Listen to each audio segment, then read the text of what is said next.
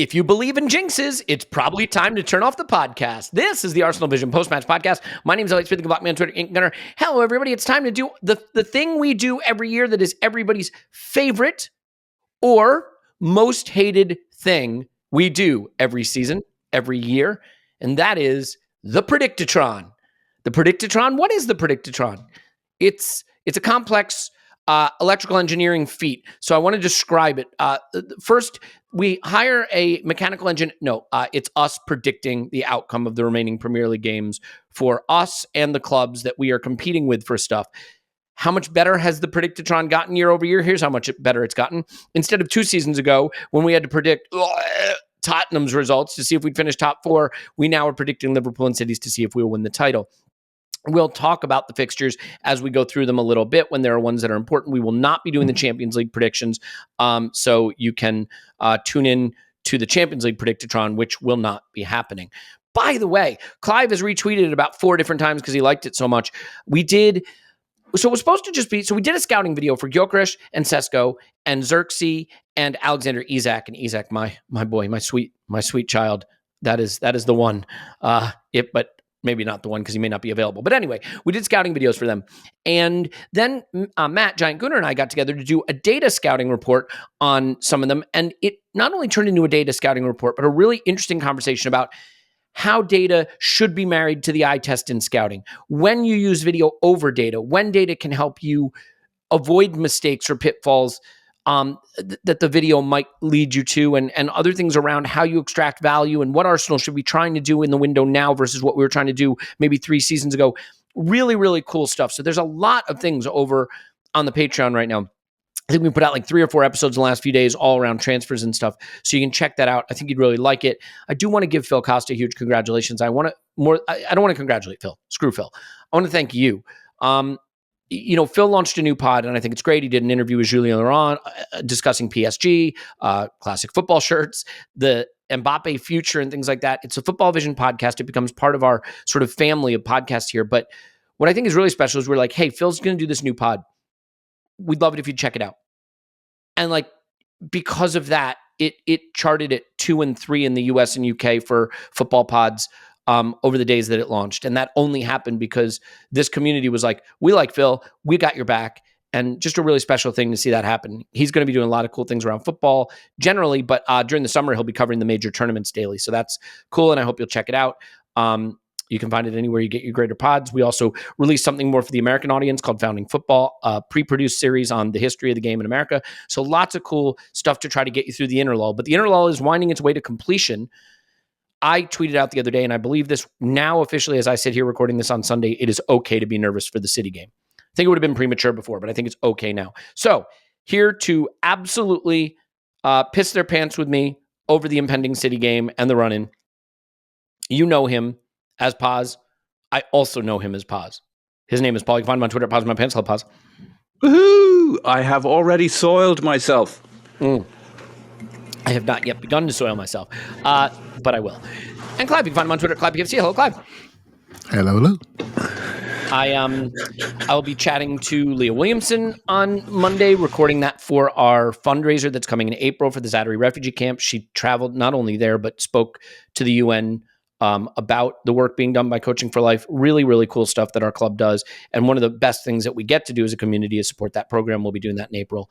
Again, as usual, we'll have some really cool giveaways as part of it to actually go to one of these critical run-in games, which is cool. So more on that anon. But for now, if I sound a bit weary, it is because I made a signing. I know the window is not open, but I made a signing. I signed an as yet unnamed puppy, 8-week-old puppy adopted yesterday. He is a chonk. You can see pictures on social media. He is the sweetest little chonk. My other puppy that I have is getting to like him, my puppy Waffles. So 2 puppies, 2 little kids. And I feel the way you'd expect to feel when that's the case and you're my age, which is, of course, 37. Paul, you have something to add?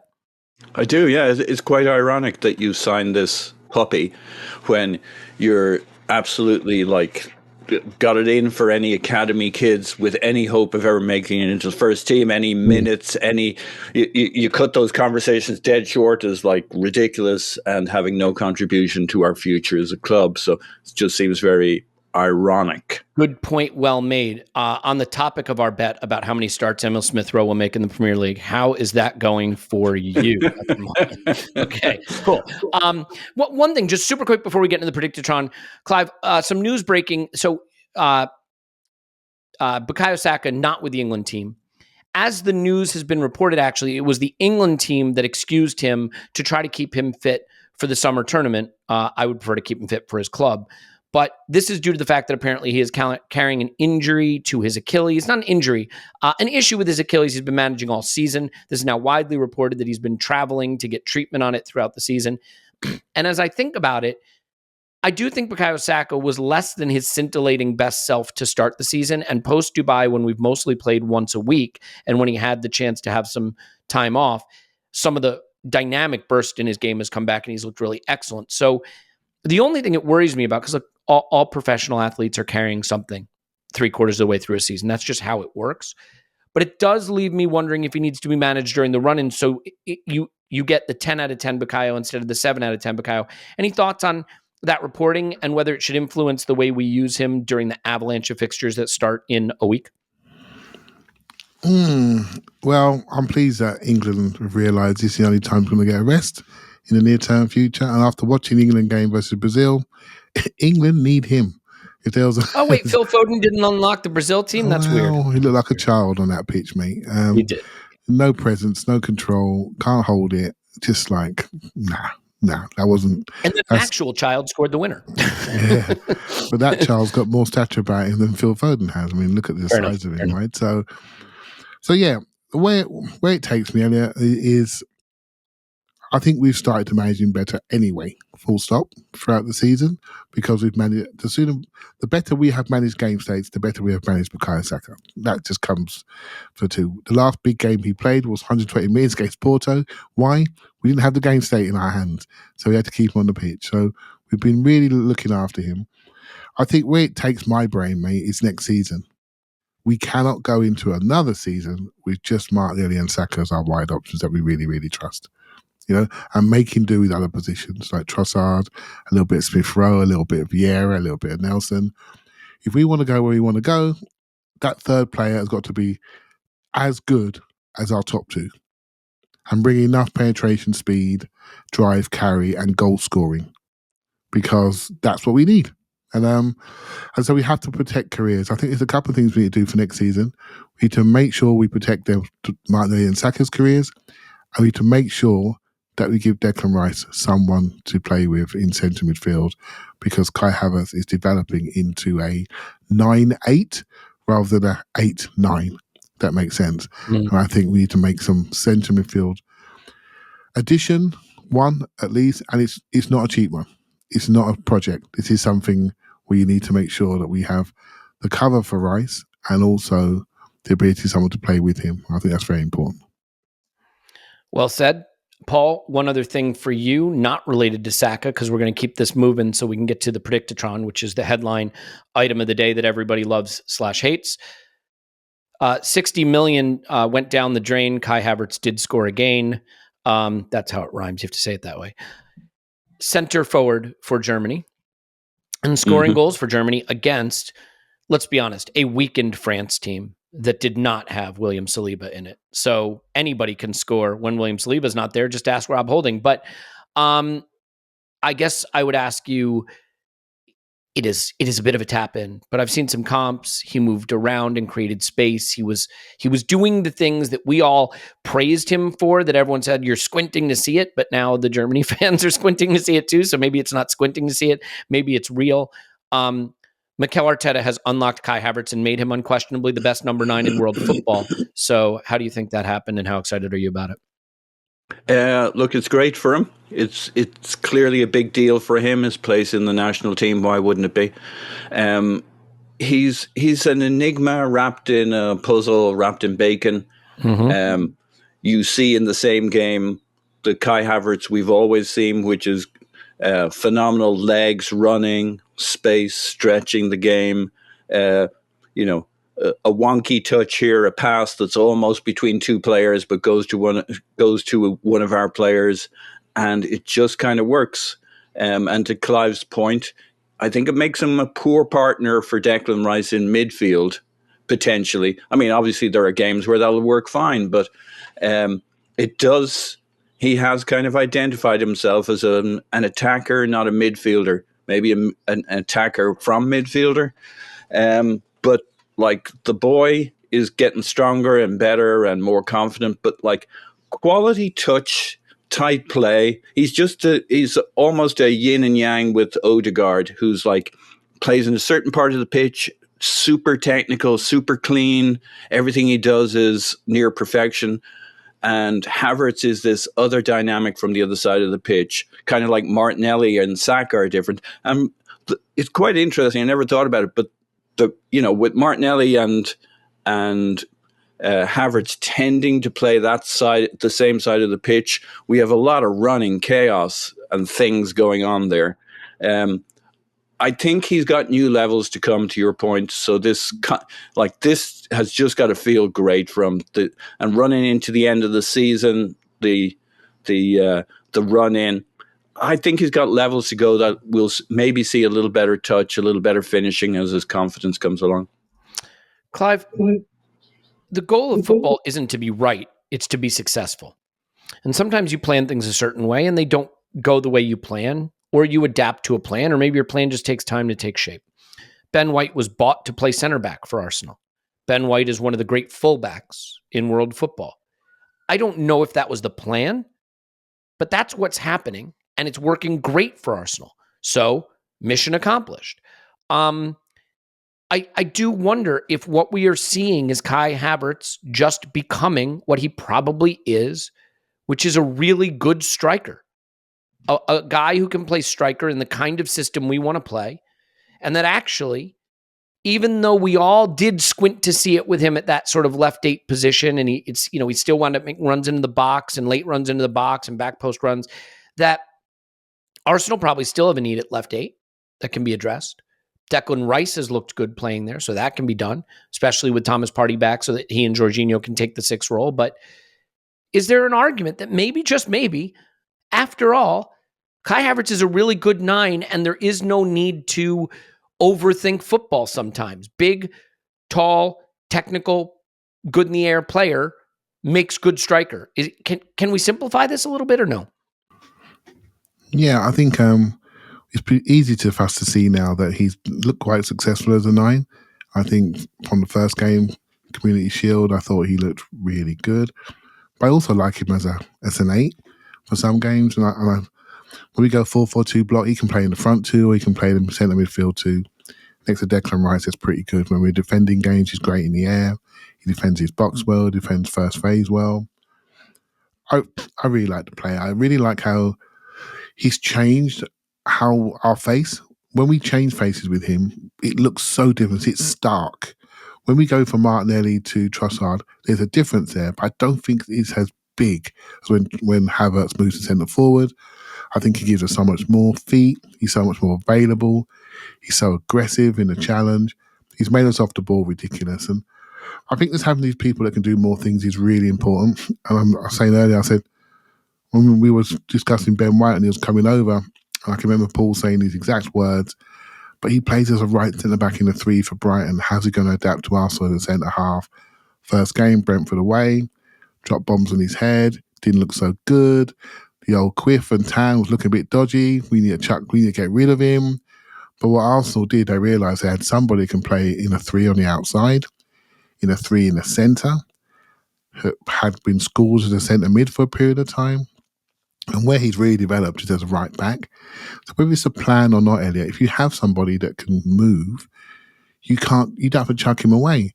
Now, for example, if we'd have bought Lewis Dunk, for example, as a centre-back, Arsenal fan, decent player, loads of touches on data, Saliba comes in, Lewis Dunk's got to be sold, mate. New plan, because he can't play right back. He can't overlap Saka on the outside.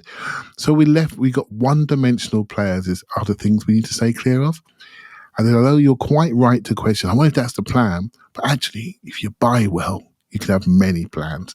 And this modern game, you need many plans because people watch. They watch us. They want to stop us. So that's the key to us going forward. Yeah. Look, I think that's well said. And ultimately, my question was phrased in a way to sort of be a little provocative, if I'm being honest, because I think the way we play as well, I think there's certain players where their positions are a bit static. We know where they're going to be on the pitch. But I do think increasingly in that front grouping of whoever's playing center forward, whoever's playing left 8, right 8, and even to some extent the wide forwards, there is a lot of movement around. There are times I've seen Saka pop up in the left 8 position, so to speak. We've seen Martinelli make runs across the box and wind up in the right half space. We've seen our supposed 8 making the run to the back post, right, to arrive on crosses. So there is a lot of fluidity. And I do think it is a testament to Mikel, who was accused of having a very rigid system early on. Well, you know what? When your players are learning and they don't know it yet, and they don't understand their roles yet, and they don't understand, hey, when I run, the other guy has to drop in here, you create a rigid system. Step 1, right? Teach them where they need to be. Step 2, once they know where they need to be, and they know what the impact of their run is on their teammate, step 2 is now you can be a little more fluid if your teammates understand how to interact with the movements you're making, Clive. Yeah, you just got me thinking there, mate. That's what I'm here to do. Fluid, yeah, you do a great job of it. We look fluid, because extra fluid this year. You know why, mate? Just the distance between our centre backs and our centre forward is so small that if someone decides to move 10 yards to the left, they've changed positions nominally. Do you see what I mean? For those who watched the England game yesterday, on Saturday night, how big did that pitch look? How big did the distances look? When someone moves positions there or moves places on the pitch, they have really moved positions. You know, because the pitch looks so big. We can't compress a game playing for England because we haven't got the ability to play high because we've got Harry Maguire. So John Stones, he had a rucksack. Declan Rice had a rucksack on his back. Chilwell, turnover machine. So you can't move anywhere because you can't keep people where they want to be. Kyle Walker overplayed. And we mentioned the other week, Elliot, he's overplayed. He's got a mistake on injury around the corner. Well, there you go. Tweaked his hamstring. It was coming. Should never be playing in that game. I'd be furious if I was Man City. Foden can't hold it.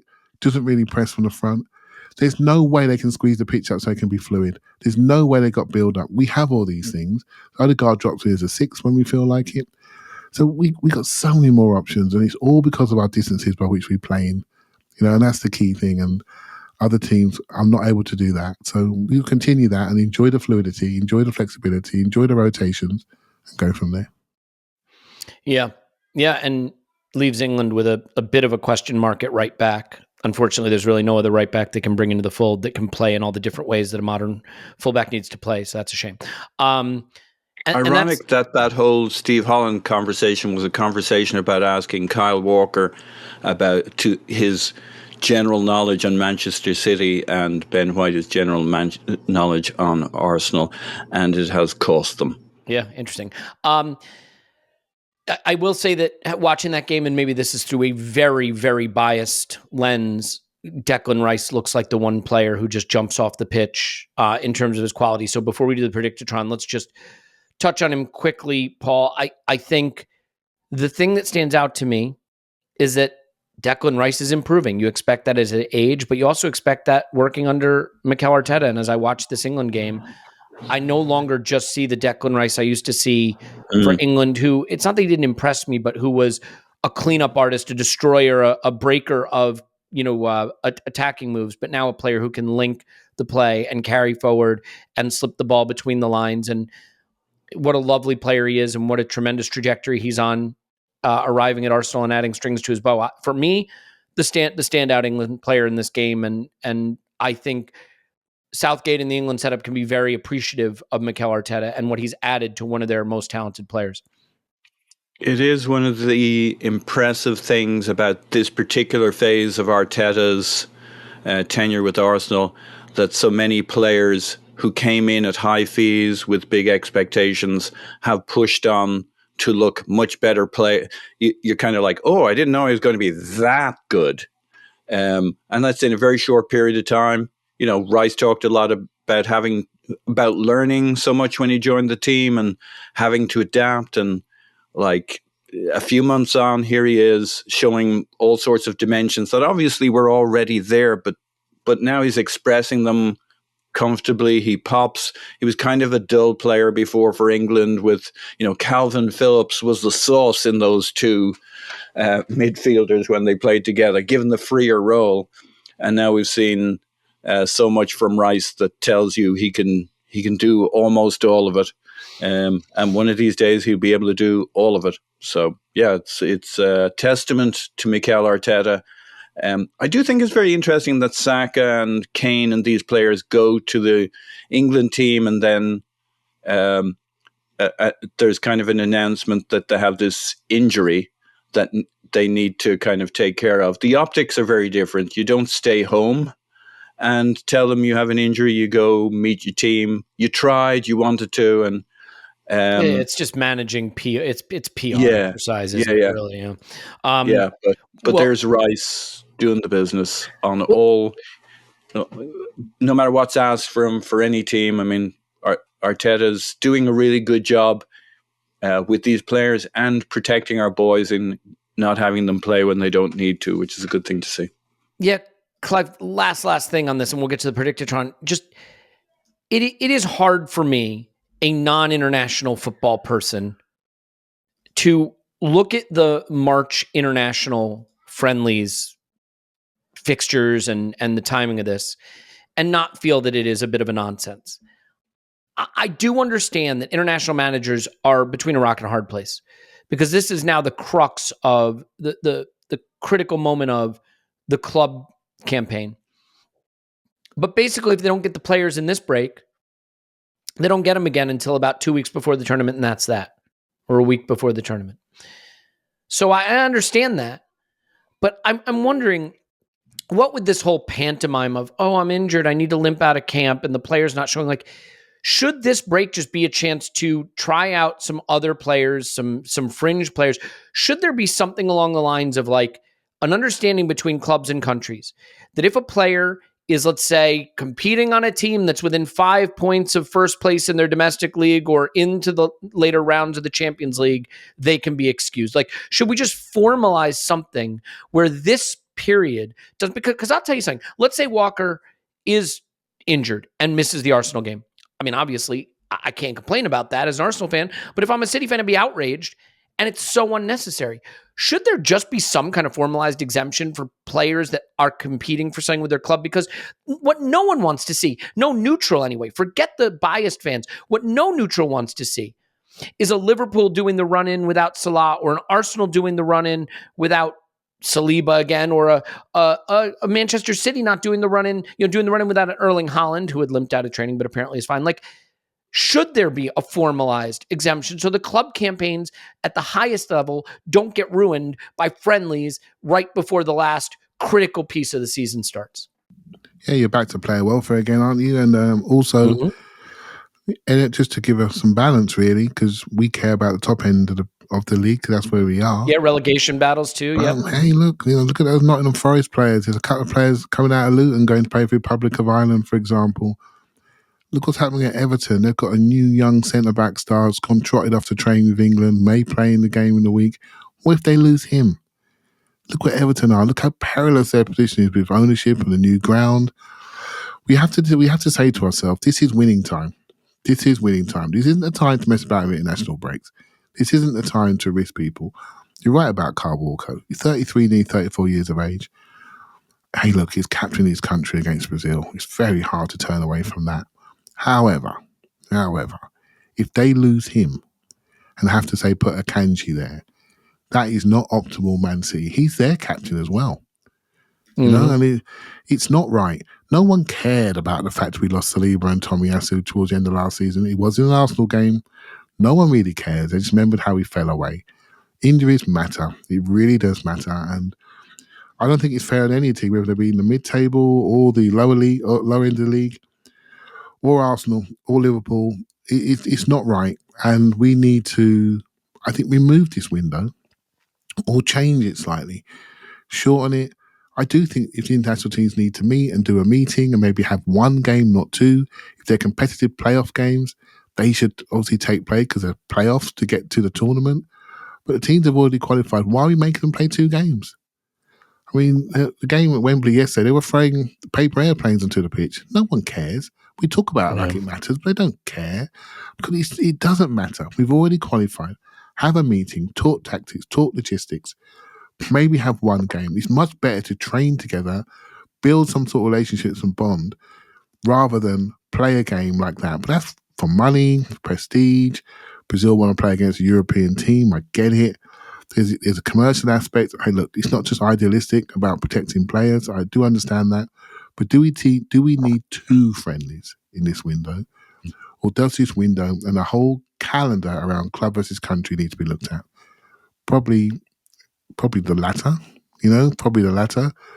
But of course, we all know the football regulation. We can all agree things very, very quickly. Who's going to be the one to give up something to make that happen?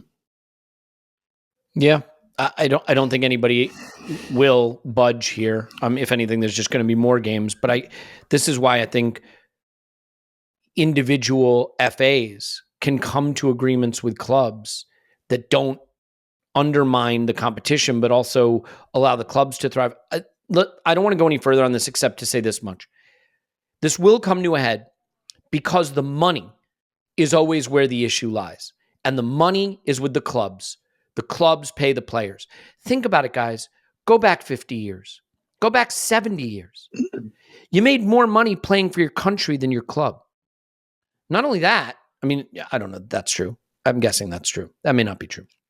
So strike that. But you might have been you probably weren't making enough money to play football for a career. Let's put it that way. Football was something you did for prestige. Playing for your country was the highest level of achievement. And by the way, the best competition was at national level, at the international level. Club game wasn't anywhere near the international game. Okay? So if the FA wanted to take the player away from the club, why did the player care? He was going to get more fame, more celebrity, and play better football playing for his country and have the pride of representing his country.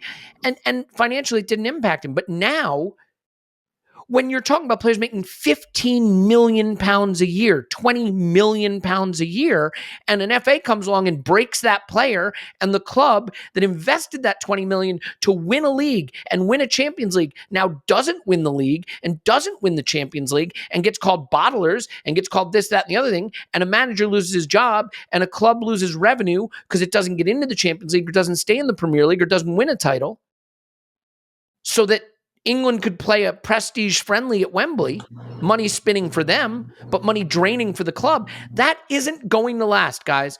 I'm telling you right now, there is no scenario in the world where a company, an organization, a nation invests tens of millions of pounds and lets other organizations determine their outcome. That will not last. It won't. And it's going to come to a head. And I'll tell you, it's another probably threatening thing for a Super League, because a Super League won't have to follow FIFA regulations. A Super League can say, we're not releasing our players to you. And what's FIFA going to do? Well, we're not going to license your competition. We're not going to. They won't care. Because they won't be at the pleasure of the FAs, and they won't be at the pleasure of FIFA or UEFA. So it is a bit of a concern. And I do think that all these parties have to come up with an agreement whereby the people paying the 15, 20 million pounds a year don't feel, Arsene Wenger said it famously years ago. It's like someone comes and borrows your car and returns it broken. The car that you bought, that you pay the money for. If you're paying the lease payment on a car and every 6 weeks someone comes and borrows your car and returns it broken, you have to then not have a car or pay to have it fixed. That doesn't work. So something to think about. All right. I think we should get into the predictotron. It is by far talk about prestige friendly. This is the prestige podcasting moment. But the easiest way to just get into the predictotron is to break it up with a little bit of advertising. And we have a new sponsor for the pod. And I'll admit, because it just dropped today and I don't know much about it, we're going to learn about it together. But it looks like what we're going to do today is a little segment where we talk about physical well-being and then mental well-being. So on the physical well-being side, introducing Unified. It's spelled, by the way, UNIFYD. UNIFYD, Unified Healing. These are healing centers that do physical healing, meditative healing, purification, rejuvenation. They use technology designed by a PhD and MD doctor. There's lots of testimonials on their site about it. There are locations all over the world. So whether you're, listening in the US or the UK or Europe, you can find these locations on their website, which is fantastic. I think one of the things that, for me, I've been going to lots of different doctors and trying to get like baselines on my health because, when you get to a certain age, I think there's a point where you're like, you know what, I can't just keep going in and asking for an antibiotic every time I feel sick and not know what's going on with me. So I've been trying to keep an eye on my health. And the one thing that my primary physician said to me that I thought was so interesting, he said, there are so many new approaches to keeping yourself healthy that as a doctor, we try to be across and aware of. And I thought that was interesting because I think that the orthodoxy around the right way to do things is changing and people are finding ways to approach their health, whether that's physical, mental, or otherwise. So, we talk about exercise on this pod. We talk about supplements that keep you healthy. This is a healing center called Unified, UNIFYD. I'm supposed to read this part. So let's do this. Interested in experiencing the EES system technology for yourself? That's Energy Enhancement System. Go to unifiedhealing.com/ArsenalVision to learn more and find a center near you. It's unified, UNIFYD healing.com/ArsenalVision.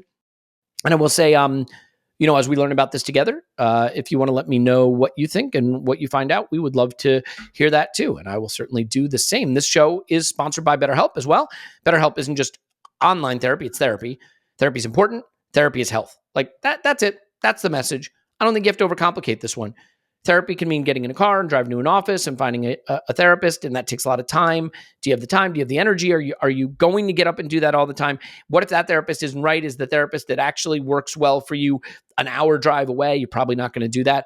Well, what if that person could just be where you need them when you need them? On your device, camera on, camera off, easy to access, easy to find the person that's right for you, flexible, convenient scheduling, so that instead of looking at therapy as a chore, you look at it as something that fits seamlessly into your day and helps you get healthier, right? You find what makes you happy. Therapy is a way to do that, to really tap into what's going to unlock your happiness. And I think it's, just one of those things that changed my life for the better. So I cannot recommend therapy more, and BetterHelp may be the way to do it. So learn to make time for what makes you happy with BetterHelp. Visit betterhelp.com/vision today to get 10% off your first month. That's BetterHelp, HELP.com/vision. Do it now. Clive, is that enough of that? Indeed. Okay, so I will kick it off. And we have, obviously, City away as our next game. Now, the one thing we are going to have to make sure of that has not always worked out in the past with this is the results have to actually line up. And what I mean by that is, like, if you pick Arsenal to beat City away, you can't then pick City to beat Arsenal at home. So you got to make sure reciprocal fixtures all work out, if that makes sense. So I will do this. I will say Arsenal get a point at City. Then we have Luton at home. That's got to be a banker, and that has to be a chance for rotation. So we'll do this in real time. Clive, give me those two. What do you have for City away, Luton at home? I hope we get a point. So I'm going to go the same. I don't care about rotation at this point. I care about minutes played. So if we start similar team and take people out, then fine. Ones and twos is, but the goal should not be to rotate. The goal should be stay in the room. We can't put teams under pressure if they're 6 points behind. I don't think Luton have got nothing to play for because they've got everything to play for. And big emotional game, Man City, where whatever happens, we are going to be the Talk Sports show. We are going to be the show, whatever happens, the next couple of days after that game. A lot of emotional pressure, so Luton game is one we need to manage properly and play properly. So I think we should, if we got 4 points from the two games, I would be happy. Obviously, I'd love 6 from 6. Yep, it's City on the Sunday, Luton on the Wednesday. Get used to that. Brighton on the Saturday, Bayern on the Tuesday, Villa on the Saturday. I mean, so on and so forth. Okay, so 3 for Luton. 1 against Manchester City. Paul, I've got you down for 3 for Luton at home. I don't think we can even dare predict anything other than that. City away, what do you have? 1 point. I think it's really interesting, Gary Neville, with his we got to beat City away to win the league. I just don't think this is Fergie days anymore.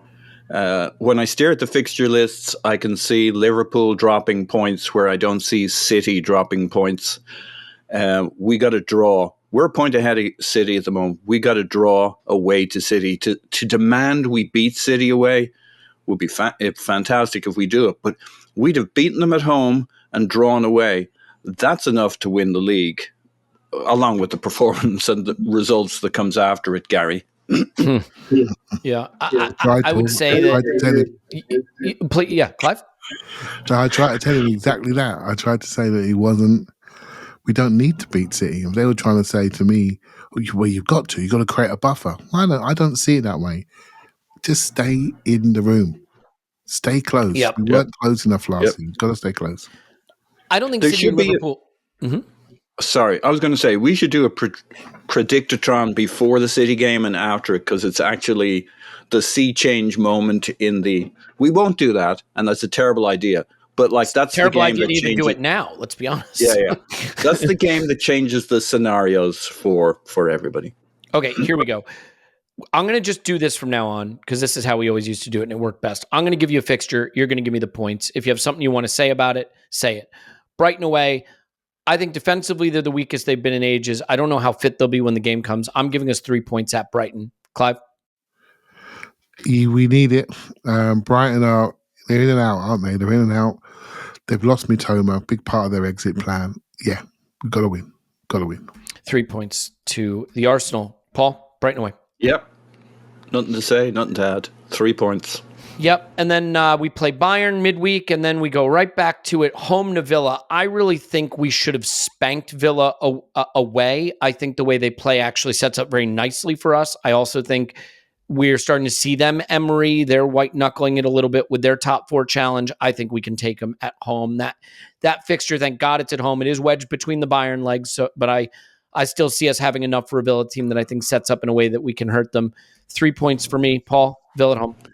Let me tell you what I'd like to see wedged between Bayern's legs. Goals from Arsenal, preferably? Goals from Arsenal. Yeah, 3 points for us. Okay, 3 points. Easy. Clive, Villa at home. Yeah, this could be a game where rotation comes into it, and it all depends on the first leg result against Bayern. Because if 5-0 to the Arsenal. If it's 5-0, then we'll see. But if say it's 2-2 or something like that, we're gonna be like thinking, okay, we have to focus on it. We have to, and this is the day for the squad. So yeah, I'm not so worried about this game. Actually, I think Villa are topping out. I can see us taking it. Ollie Watkins always plays well against us, but yeah, 3 points. 3 points it is. All right, guys, you're not going to like it, but so we play the second leg against Bayern. Then we do play 3 days later again against Wolves away, and that game is right before Chelsea and Spurs. I think Wolves away is a tricky place to go. I think they're well coached, depending on who they have fit. Fitness has been the only issue for them, but when they're fit, I think they can hurt you. I think we're going to be in an absolute fight for our lives against Wolves. And when you're in a fight for your lives against Wolves, it's not always a great thing, especially if you find yourself in the wilderness. I'm going to give us a solitary point at Wolves under those circumstances. Clive, what do you have? Wolves away. Yeah, the same. And the reason why, Saturday night, 7:30 kickoff. Everyone's had a big drink. It's like when people come to us at a late set and a late game. Big atmosphere. I think they can pull out a big performance. So I can't see us getting a full 9 from Chelsea, Wolves, and Spurs. So that's my 2 points there. Dropped. Yep. Paul, Wolves away. No, I'm going for the win at Wolves. I think we still got plenty of juice at that point. We're cranking. We're in the flow. I think we will drop a couple of points, but it won't be this game. It'll come a little later. Then it's Chelsea at home. I have 3 points against Chelsea. I think they were lucky to get anything against us. I mean, it's a Mudryk deflected cross. It's a mistake that gives them both their goals, frankly. And while I think we played poorly away to Chelsea, I don't think they defend properly. They even if they create stuff, they struggle to finish their chances. I don't know, where they'll be at that point in their development, but I'm pretty comfortable saying we can beat them at home. And I do think, the funny thing is, if we're still in the Champions League, there are going to be fixtures coming up. I actually think a big home game that you get up for might be better. Like, you might find this game easier to win than Bournemouth at home because you're up for it. It's a hated rival and you owe them one. Mikel has done a really good job with revenge narratives. If you look, we needed revenge against Newcastle. Look at what we did to them, right? The teams we've needed revenge against, I think we've generally done a good job getting that revenge. So I have 3 points against Chelsea at home. Paul, 3 points against Chelsea at home or no? Paul? Yeah. Okay. Okay. Clive, Chelsea at home. Yeah, nothing to add. I think there's enough disorganisation for us to take them. Yeah, so and Conor Gallagher can't keep the ball, so let's move on, right? Yep. Tottenham away. That you talk about a team that doesn't defend properly. Like, we should score 4. The problem is this derby is weird. It never goes the way you think. That is a tough place to go to now. It will be extremely loud. They will have top 4 on the line. This is going to be the who's got bottled derby in a way, right? Because we'll be chasing the title. They'll be chasing top 4. I see it being a bit of a score fest, even though we don't really concede much, but it also depends, again, with them, who's fit. Like, will they have a fit and firing Heung-min Son? That's a big thing for them. Can James Madison stay fit for that game? We kind of owe them one for the cheap way they managed to get a point at ours. I just think we're going to drop points in this run-in, and I unfortunately think this is the one where we do. I have it 1 point to Arsenal at Spurs. What about you, Clive? Yeah, I'm agreeing with you a lot today. I don't know why. I feel something similar. I did go to the home game, and even though we weren't great, we were still better than them. But there was a moment there that I thought, crikey, we might lose. And it was like a sick in the stomach feeling, sorry. And so yeah, I just want to make sure we get out of Dodge with at least a point. So again, you're feeding into my brain. We just checked it, didn't we? And Spurs may not play for a couple of weeks before they play us. So they're going to sit there potentially, and people tell us if we're right or wrong, but for 2 weeks sitting there thinking about this game. And we got Wolves, Bayern Munich, Chelsea, like big games. And there's going to be some sort of fallout. So maybe a point there could be a big point, in that context. Yeah. And as you were saying, I mean, it may be the case that Spurs have their own little Dubai break right before this game. As it stands now, it looks like they have 15 days off before this game. I don't know that that'll happen, but you talk about being stitched up by the Premier League. Like, to have the run-in scheduled in that way where the fixture rearrangement leads to them having 2 weeks off to prepare. I mean, who knows? Maybe it means they're rusty. You never know what it means, but it probably means they have a chance to get fit. I'm not scared of Spurs in the sense that I do think defensively we can get at them. It's just the derby is its own unique thing. So, Paul, what do you think we do away to Spurs? Yeah, this is where I think we're probably due that game where we don't quite have the energy and we don't really know why. It's like, why weren't we at it today? And we're starting to get a bit worried. So I think we drop a couple of points here because I think we've an excellent chance of winning everything up till that point. So I think that could be where their home energy is just that bit too much on the day, and we get a draw when we went in there thinking we were better than them. Clive? Yeah, just to add, I mean, potentially if we get past Bayern, if the game after Spurs will be the Champions League semi-final, literally 3 days later. So can you imagine if we're like going to the Bernabeu 3 days after going to Tottenham and trying to just manage the psychological impact of that? Just think that through for a second. What that means for this club, it's massive. So yep. Because we know that semi-final. Let's be honest, lads. If we would get to the semi-final and we get for the semi-final, we would be automatically favourites for the final at Wembley. So a North London derby in the middle of that. Psychologically, we got so many unknown things to think about going forward. Yep. Okay, Bournemouth at home. It's a banker. It's got to be 3 points. None of us are going to predict anything else, right? 3 points, guys. Yes, nodding. Yep. Okay. That's just a nice, easy game wedged between 2 legs against Bayern, Real Madrid in the Champions League semifinal. No problem. No trap game issues there. Boy, there's going to be a lot of games in this run-in where I'm titling the podcast Trap Game. United away. Look, I'm going to just say it this way. That's a bad United team. And the thing that gives me real hope about us spanking them at Old Trafford, even though we never do that, they've been bad before and we've not done it. I look at how City took them apart the last time they played. Now, City was losing that game, but that is one of the most dominating one-sided performances I've seen in a long time in a derby. We are sort of City, but better in terms of our organization counterattack defense, our rest defense. And City got exposed a little on the counter, which is what United like to do. But even with a lead, United couldn't keep City away from their goal at all. I think this is a United team that at that point might have nothing left to play for, might know Ten Hag is on the way out and Southgate's on the way in. Please. And yeah, I just think we can right some wrongs here. I think our superior team will take apart a United team that's not very good and has nothing to play for a coach who's maybe already sacked at that point. We'll see. So 3 points to Arsenal at Old Trafford. Easy as you like. Clive? Big game, this. I don't feel the same as you, Elliot, on this one. You can't really tell because, again, this comes after the semi-final second leg. Who knows what sort of mental state we'll be? By the way, we may not even be there. We might have a rest before the game, right? So we don't know. Hopefully, we don't know where we're going to be. But Manchester United, every now and again, they find the size of their badge, mate. They find it and they play above themselves. They did against Liverpool. Again, they never should have got near winning and end up winning it. So I want to say 3 points. And if we're still in a tight race, we get 3 points here. Mate, this is the stuff.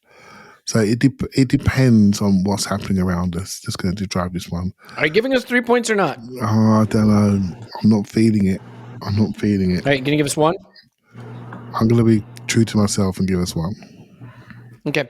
I do think, by the way, that this is where Mikel has the perfect dressing room quotes to put up, because Ten Hag has spent the entire season complaining that they should have beat us at the Emirates. Oh, disallowed goal, and so-and-so should have scored, and this shouldn't have been allowed. And we have been in his head the entire season for that fixture. And I think Mikel can just say, guys, he thinks they should have won at the Emirates. He's been talking about us all season. Let's get our name out of his mouth and show them that they should not have beaten us at the Emirates by going to their house and spanking them. Paul, what do you got? 3, 1, 0? 1, I think it's going to be a very tough fixture. I don't think Mikel putting something up on the board for this game will matter to our players particularly, because the narratives for the league, for the Champions League, if we're still in it, are going to be so much bigger. Or if we've fallen out of the Champions League, I think Ten Hag can get his team up for the "we was robbed, let's show them what we got, lads," much more than we can. You're wrong. I'll tell you why you're wrong. They don't listen to him. He can't get them up for anything because they genuinely don't care what that guy says. They think he's an idiot, like the rest of the world. His players do not give a shit what he says, if he's even in the job at that point. I'm not having Ten Hag. They listen for Arsenal at Old Trafford. Maybe. We'll see. They didn't listen against Manchester City at Old Trafford, and that's a derby. Yeah. Yeah, it's different. Okay. All right, guys, it's a banker. Everton at home, 5-0, just like the other. Was it 5-1 actually 2 seasons ago, or 5-0? I was at the game. I don't even remember. All I know is didn't. I love when you ask these questions and we're not sure the answer. It's always 3 points. Yeah, 3 points. 3 points for us. Okay, I'm not telling you what that adds up to. I'm going to do it at the end. We're going to do less chat about the other teams. We're just going to kind of go through and quickly discuss rather than detailed discussion. So we'll do Liverpool next. Liverpool currently joint top, except there's no such thing as joint top, Liverpool fans, because Arsenal have goal difference advantage. We're not doing goal difference in this, by the way. So if we wind up on tied points, we'll assume the current goal difference should stand. So, Paul, I'm going to give Liverpool 3 points away to Brighton. What about you? So 3 points at home to Brighton. Yep. Same. 5? Yep, same. Okay. I have them losing at home to Sheffield United.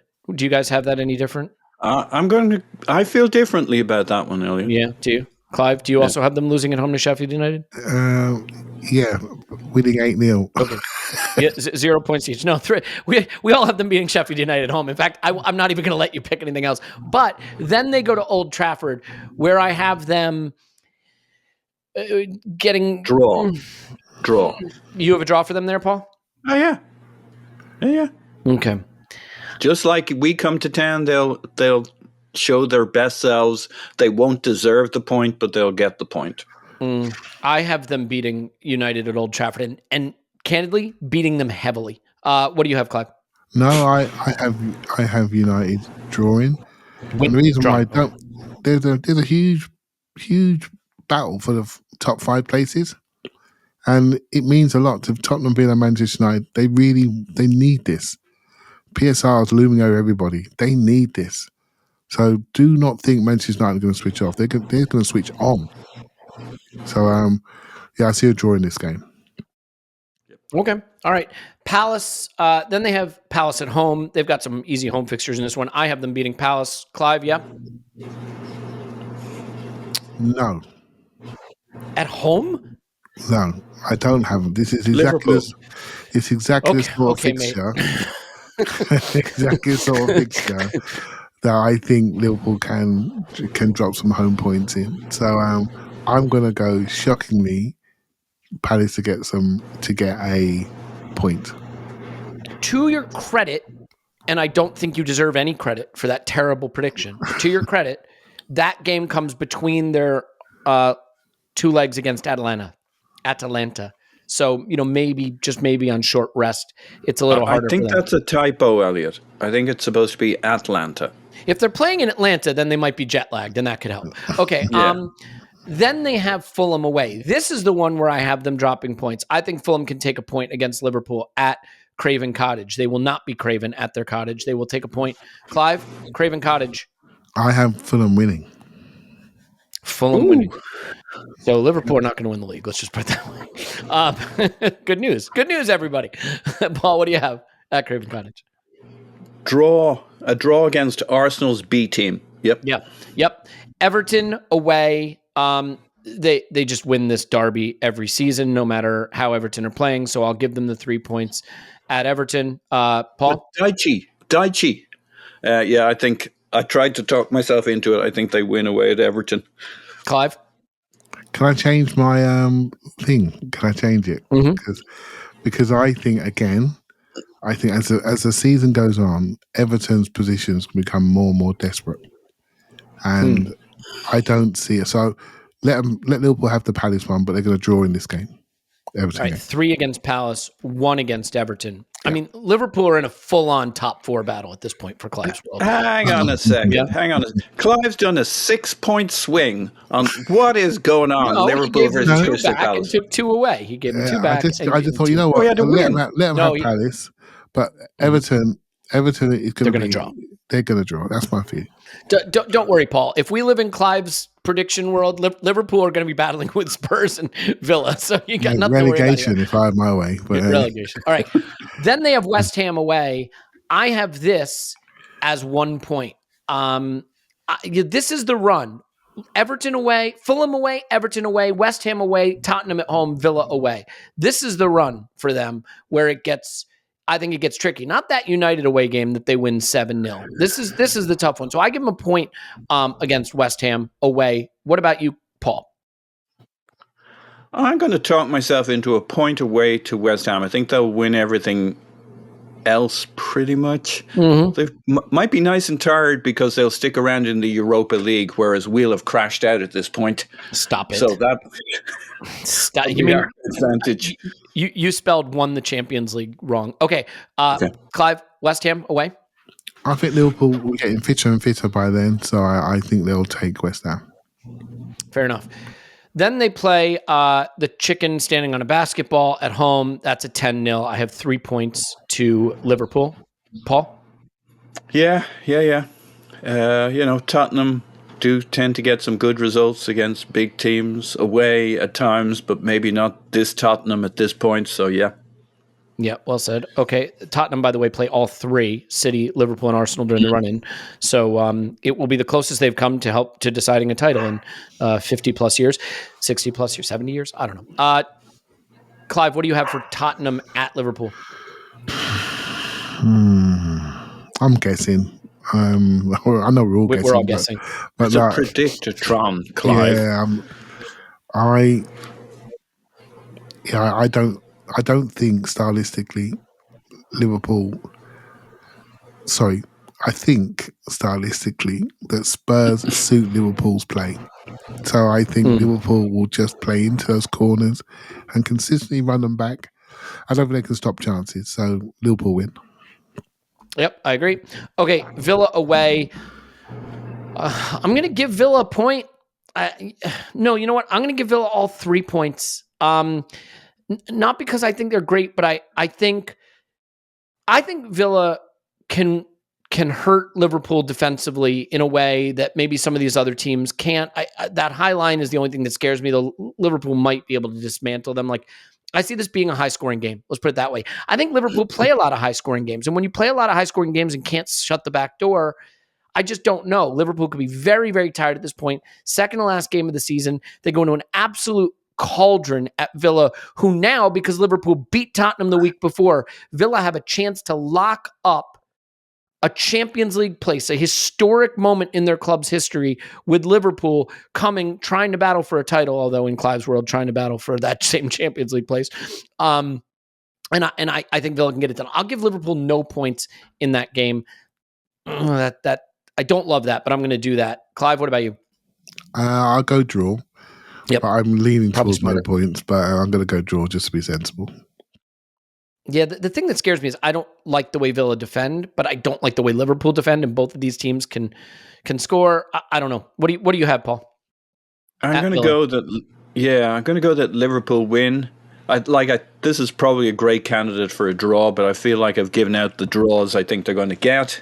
So we don't care enough to flip around results. So I'll put this one in as a win for Liverpool because I think I was over generous to us giving a draw, I think, against West Ham. Yeah. And then they finish with Wolves at home. I think it's a banker. I'm going to give them 3. Yep. Clive? Yep, banker.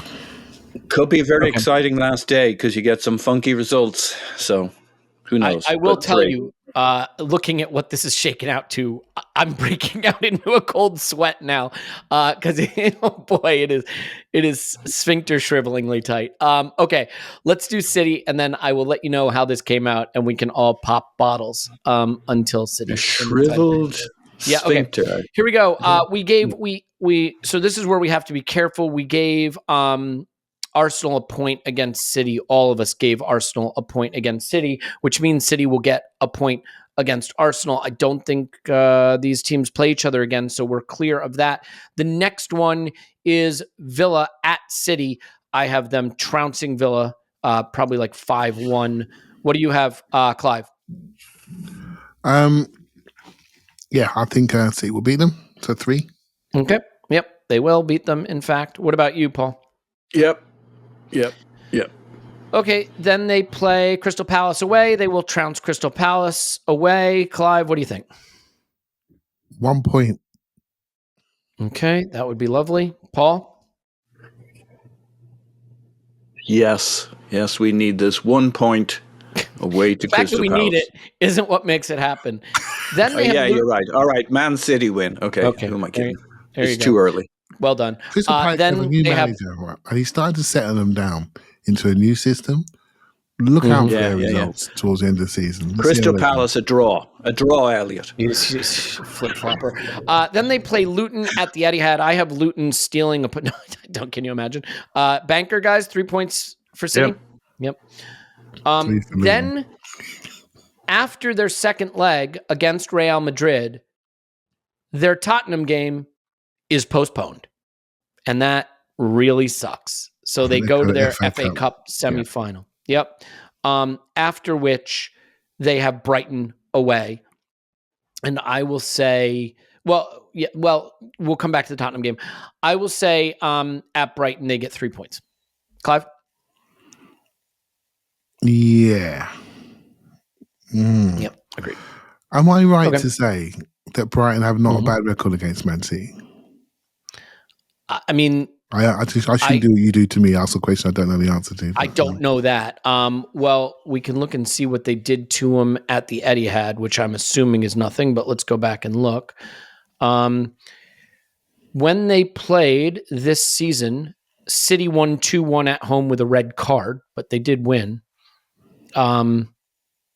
So there's that. Brighton drew City in May of last season, but the season was basically over, I want to say, at that point. Yeah, I think it was. I don't think it mattered. Okay. It would have mattered, but it didn't. Yeah. I'll go 3 points C. Yeah. Okay. 3 points City. What about you, Paul? Same. Okay. Then they have Forest away. I mean, I don't know what to make of Forest at this stage of the season. I think they will be scrapping for their life if their life is savable. that could look like a trickier game depending on where fixtures fall for City. If they have their Champions League semifinal right after that, it could be tricky, but it's hard for me to see past 3 points for City there, so I'm going to give it to them. What about you, Clive? 1 point. I think Forest fighting for their lives, very quick on the counter-attack. It's the sort of team that's taken points from them. It's how you transition. And they've got a guy called Alanga. He's got to be the quickest player in the world, mate. He's so fast. So Gibbs White, I quite like him as well. So feeding into their speed, I think could be interesting. But City, the way City play, they try to knock you out, run across the ring and knock you out, and then rat-a-tat the game out. If you can stay in those games, this is for us as well, the message to us. If it's 0-0 after 15 minutes, let's see what they got. Let's see what they got. And it's the same for every team that plays them. I don't think they're good late scorers, so I'm sure Scott's now looking at the data to counter me and send me a tweet. But I think it's a problem for all of us. With these games that are rat-a-tatting between every 3-4 days, scoring late is not what you want to rely on. You want to get the job done early, and City try and do it all the time. And when they don't, they get dragged into fights. So I think if Forest can hold them, I think they can take them their counter-attack game. 1 point would be handy points drop for City there. Paul? Yeah, not feeling that. Though it was very persuasive. I'm going with 3 points to City. I think it's a trickier fixture than just seeing the names on the paper or the digital paper would suggest, but I still just can't see past City finding a way through. Then they host Wolves. I have that as 3 points. Paul? 3 points. Clive? Yeah, they know how to do it at home. Okay. I got to tell you guys, Wolves and Fulham are going to play a pretty big role in this because we play Wolves, City play Wolves, Liverpool play Wolves. We play them away. City and Liverpool play them at home. Fulham, we've already got them out of the way, thankfully, and it didn't go well in case anyone had forgotten. But Liverpool have to go to Fulham and City have to go to Fulham, and that's who we have next. I'm just going to give them a point here because I'm more out of hope than belief, but 1 point to Fulham. Yeah. Okay. Yep. Arsenal beat. Yep. They'll be up for it. And then they finish with West Ham at home. I have it as 3 points. Yeah.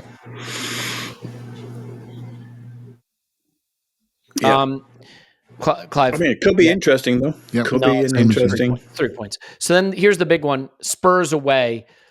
I'm going to give Spurs a point against City, even though it doesn't feel very good, and I don't even know if I believe it. What about you, Clive?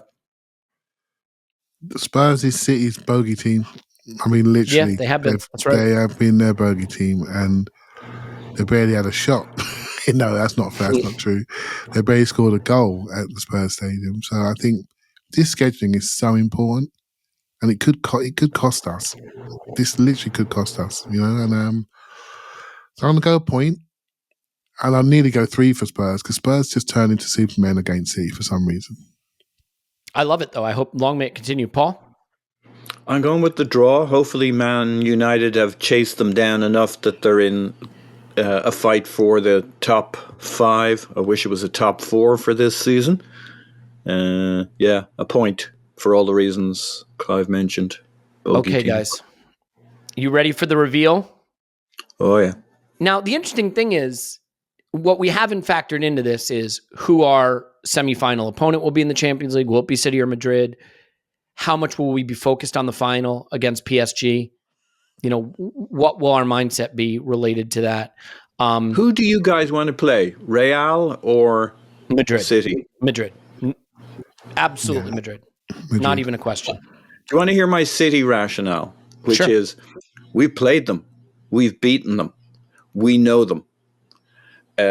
Real have a mystique about them for us, where I just think it might take us another season or two just to get beyond their mystique. No, we have a mystique about them too, though, And by the way, let me say this. You do have a really interesting point in this respect. If Real Madrid beats City, we play a lot like City. So that suggests that Real Madrid may be able to beat us. So there is that.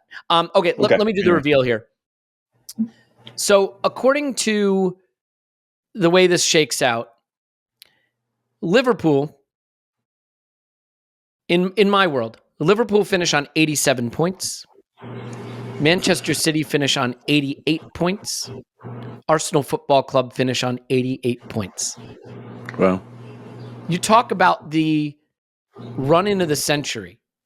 That would leave us champions on goal difference as it stands right now. I don't know that I see City making up that goal difference, given the results we've given ourselves. But, you know, they do have the team. Like, this is what's crazy, guys. How heavily you beat Luton could decide if you're champions. You know what I mean? Can City put 11 past Luton at home? They might need to be champions. This could come down to goal difference. It is not unthinkable that it comes down to goal difference. So I have Arsenal champions on goal difference, 88, 88, 87, which surely is how it will end. Okay, Clive. City on 84. Liverpool on 85. Everton on 86. Arsenal on 86. Arsenal win the title 86 to 85 to 84 over Liverpool, then City. And what makes Clive's predictions really interesting is he has us all getting 3 points on the final day. He has Villa taking a point off Liverpool, Fulham taking a point off City, and United taking a point off Arsenal the week before the final weekend. Any one of those results changes. It changes where the title lands. And by the same token, I have us going to Old Trafford and winning on the second to last day. I have Liverpool going to Villa and losing. And I have City going to Fulham and drawing. If Liverpool or City get a better result than I've predicted there, we don't win the title, based on my predictotron. It's kind of like two final weekends, isn't it? I really think the second to last weekend will decide where the title lands. And then at the end of it, Paul, 86 points for City, 88 points for Liverpool, 88 points for Arsenal. Wow. And we win it on goal difference, presumably. But in that scenario, you have us drawing at United, Liverpool winning at Villa, and City drawing at Fulham. If City were to win at Fulham, for example, they would also be on 88. All three teams would end on 88, and it would be a three-way goal difference breakdown. And we are assuming that all three teams win on the final weekend. Yes. And the stress for those teams, somebody might bottle a little bit. It has the makings of another Aguero kind of finish to the Premier League season, but hopefully it's Saka. I mean, that would be it. Now, if we have to win it in the 90+4 or whatever of the final day to win the title, you will have another host of this podcast because I will be dead. And we'll be there, by the way. All three of us will be at that Everton game on the final day, having done our big show, our big live show with the Arscast the night before. So I would like us to wrap it up like a couple weeks before the final week. That would be preferable. But based on all of our predictions, that's unlikely to happen. What I would say about these predictions and what we've just broken out is, these are the predictions of Arsenal fans. I look at these and I just candidly see three predictions that are all skewed slightly to Arsenal bias. I think we have all favored Arsenal, as you would expect. So my instinct tells me we're probably plus one or two too many points for Arsenal and probably minus one or two too many points for Liverpool and City. And if that is the case, then it doesn't look like it'll be our title. If we predicted this honestly and accurately, as of course we have, then all three of us have us winning the title. What a surprise. Assuming that the goal difference breaks out similar to what it is now. The one that obviously changes this a lot, though, is the game that comes up next. As a final point, if City win that game, if I just change that to a City win, City are champions in my prediction. City are champions in Clive's prediction. And City are champions in Paul's prediction. So think about that. If even as I think slightly skewed towards Arsenal as it is, in the way we've predicted, if City win this upcoming game, all three of our predictions change to a City title in all three of our predictions. So we'll leave it on this, Clive. Hearing that, how nervy does it make it for you to the Etihad, and how important is it that we can't lose the game? Because we've all predicted slightly more biased Arsenal outcomes, and even still, if we lose at the Etihad, none of us have us as champions. So does that change any of your perception of this game, or is that kind of what you expect? I'd be disappointed if we lose at the Etihad. I really would be. And I know everyone loses there, but I think we've learned enough lessons, and we seem to be walking in there with a level of fitness and health, which we've never done. So I really want to see what we've got. And if we do lose, then it's going to dictate what the summer needs, what we need from the summer. What I will say, as you're going through these games, I'm thinking, you know what? We need goals, and we need our bench to be right. Because we're going to play 70-minute games, and then we're going to take off 3 or 4 people. And those 3 or 4 people need to not come on and start waving to their family in their boxes.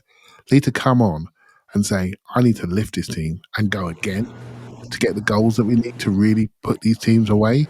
Because Liverpool got Sheffield United at home. I won't say Sheffield United was going to be as bad as they were against us, but that could change. And they're only 4 or 5 or 6 behind us, Elliot, something like that. If they get a big result, that could really change things. I think it's very important that we're efficient at the start of games, but when we make changes, so those people don't think they're just on a tour, they're on a tourist trip to the Emirates. They're not. They really got to come on and do it. And if they do it, then we can really start to hammer these teams properly. And so that's why I think the season is going to be on the bench, I'm afraid, to recover something or extend something. I mean, that's where I see it going. I think you're right. I don't think we can get the results we've just predicted if we're trying to use 12 players. Paul, final thought? Yeah, my final thought is we've got a great defense, and coming into this run-in, it's about efficiency, about being able to maintain your levels, and you're going to have a couple of off days, a couple of tired days, and you don't want to be chasing a game that you should have been in. So I think that's going to be critical for us. And if we get Tomiyasu and Timber in at left back as options, I think we have enough to maintain a level of consistency across all our games that takes us there. But I also think the last 2 or 3 games of the season are going to have some weird results that are not predictotron possible. If it's that close all the way through, and we're all playing in the 2 big competitions, there's going to be some surprise results. I think the predictotron works until the last 2 games of the season, and then it could be hijinks. So, yeah, well said. I'm going to level with you. Even just doing this, I'm having a panic attack. Yeah, it's. Man. Here's the positive thing. I will say this: we play so frequently. I don't know that there'll be time to think about it. You know what I mean? Like you'll have a day where you're like, "Oh, I'm getting nervous," and the next day there'll be another game. So it's just going to come thick and fast as it tends to do. And the Champions League is going to be a whole fun, different thing that lets us reset the vibe a little bit, or destroy the vibe. Could do that. We'll see. All right, I think we should leave it there. Can I say one other thing quickly?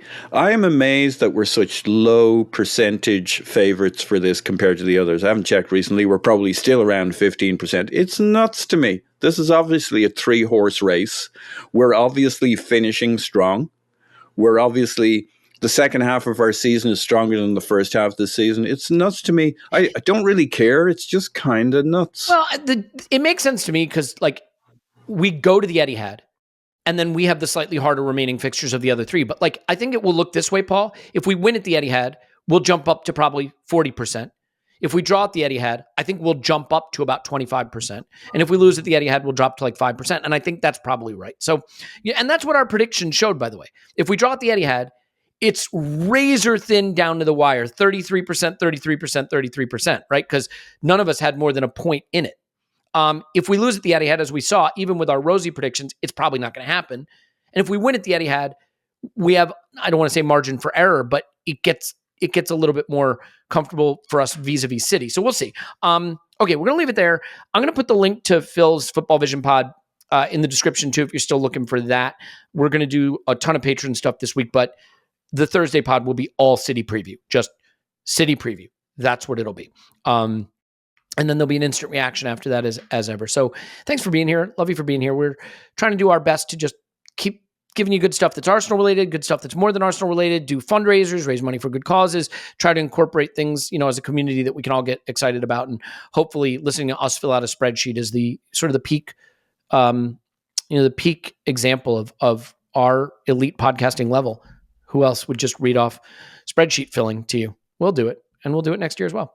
Okay, maybe we won't need to because we'll be so far ahead in the title race, there won't be a point doing it. Clive's on Twitter, Clive AFC. Thanks, Clive. Thank you very much. Paul's on Twitter, Pause My Pants. Thanks, Pause. Woohoo! What you don't know is we sat down to start this a little over 2 hours ago, so I'm sure everybody's eager to get out of their chair and get moving, as I am as well. So we love you. And we will talk to you after Arsenal 10, City.